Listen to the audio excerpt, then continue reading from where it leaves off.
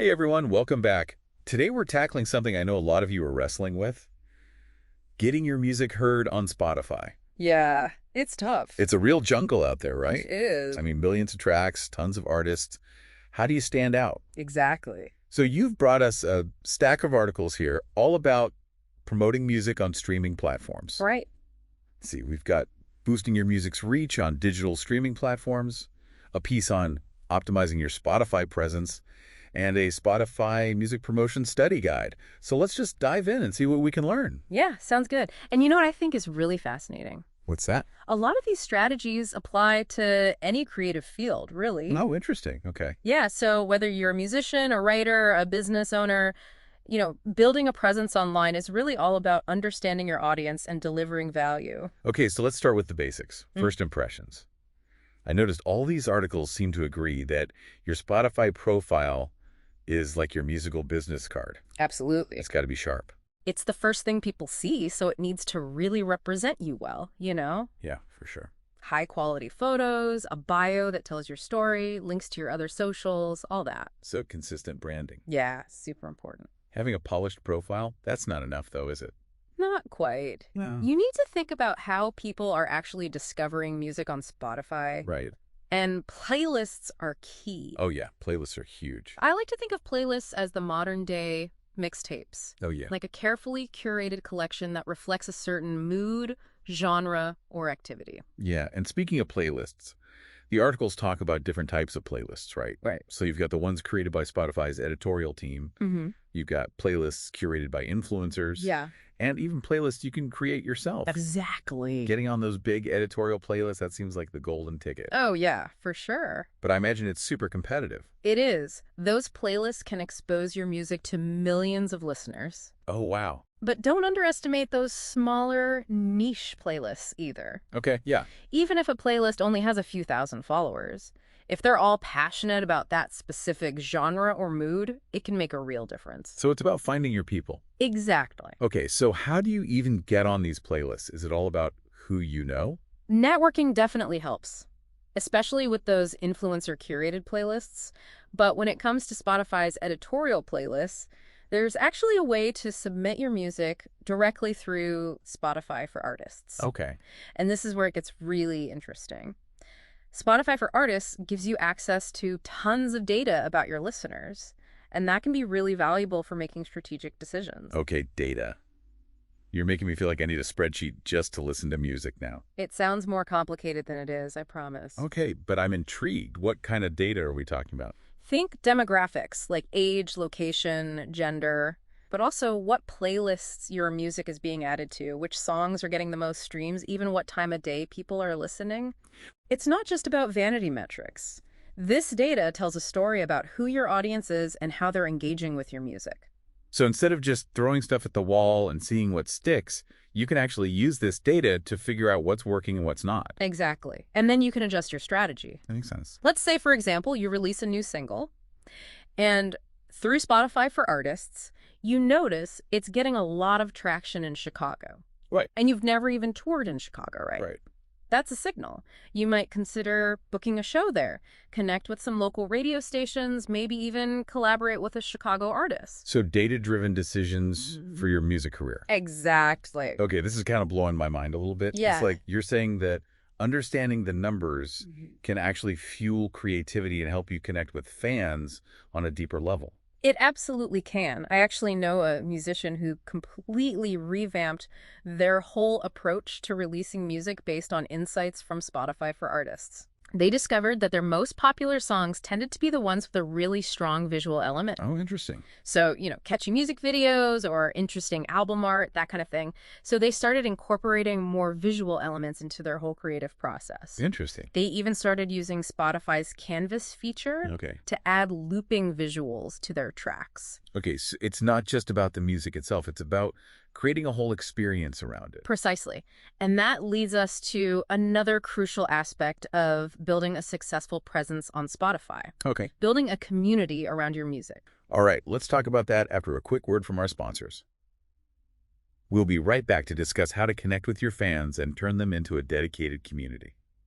So we were talking about building a community around your music on Spotify. It seems obvious, but how do you actually do that? It's all about turning those passive listeners into active fans. Okay. People who don't just, stream your tracks, but really feel a connection with you, the art. Yeah, for sure.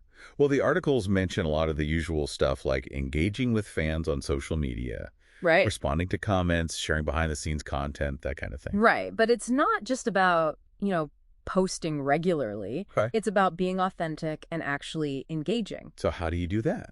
Well, think about it. You could host live Q&A sessions. Okay. Where you answer questions about your process, maybe play a few fan requests. Yeah, making them feel like they're part of your journey. Exactly. And don't forget about contests or giveaways. Oh, yeah, those are always fun. People love free stuff, Yeah. but it also creates that sense of excitement, participation.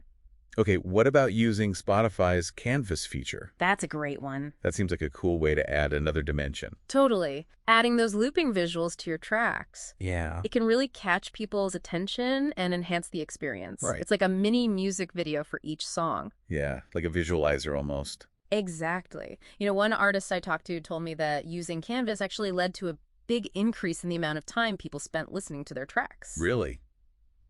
That's pretty amazing. So it's all about grabbing people's attention. Right. But not just fleeting attention. Okay. It's about creating a lasting connection. Right.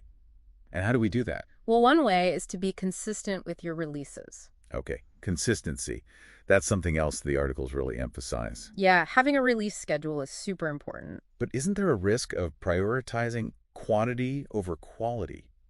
Like, what if you're just not feeling inspired? Right. That's a valid concern. It's important to find that balance. Yeah. You don't want to just churn out subpar music just to stick to a schedule. Right. But having a plan in place, a calendar you can refer to, that can really help you stay on track and keep the momentum going. So it's like having a roadmap for your music, Exactly. even if there's detours along the way. Exactly. It keeps you accountable. Maybe you decide to release a new single every few months or an EP every 6 months.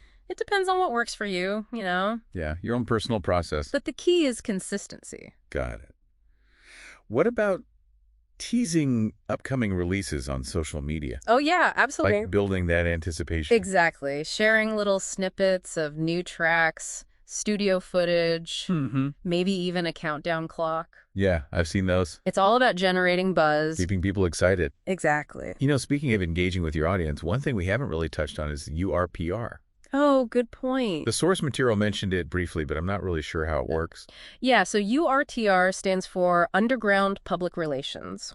Okay. It's essentially a way to reach out to independent bloggers, playlist curators, radio stations, those tastemakers who might be interested in featuring your music. Okay, so it's more targeted than just hoping to get on a major editorial playlist. Exactly. It's about building relationships with people who are really passionate about discovering new music. Especially in your genre. Exactly. And these tastemakers often have a dedicated following of listeners who trust their recommendations. Oh, so it could be really valuable. Incredibly valuable, yeah. Sounds like it could be a lot of work, though, right? It definitely takes effort, but the payoff can be huge. Okay. There are ways to streamline the process. Some artists use platforms like SubmitHub, Okay. which allows you to send your music directly to curators. Oh, that's cool. But others take a more DIY approach, researching blogs and playlists that align with their style and reaching out personally. Okay, so it's all about finding your niche and connecting with the right people. Exactly. It's about building your fan base organically. Yeah, one listener at a time. Exactly. And who knows, that one listener might share your music with their friends and their friends share it and so on. It's this snowball effect. Yeah, I love that analogy. It's a reminder that success on Spotify isn't just about going viral overnight. Right. It's about building a sustainable career. Exactly. Brick by brick. Connection by connection. Exactly.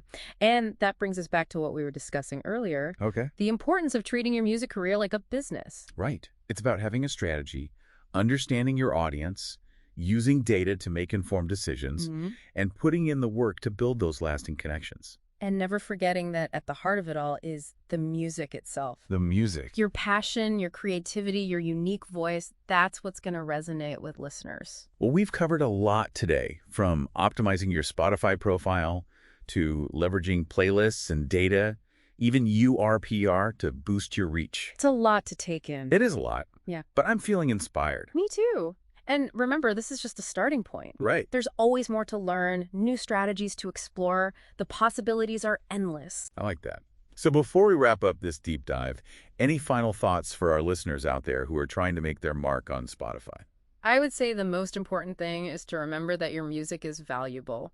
Treat your career like the business it is, and you'll be amazed at what you can achieve. I love that.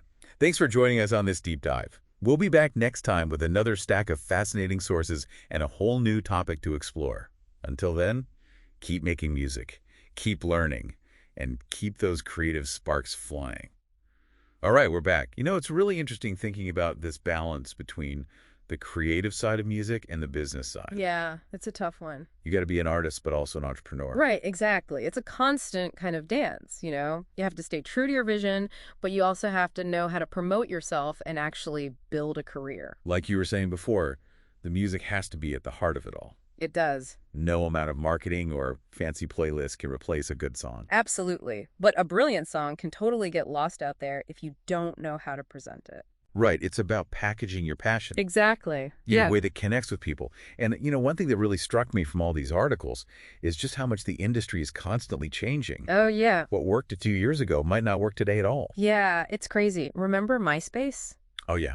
MySpace. That was like the place to be for musicians back in the day. It was, yeah. Then came Facebook, SoundCloud, and now Spotify.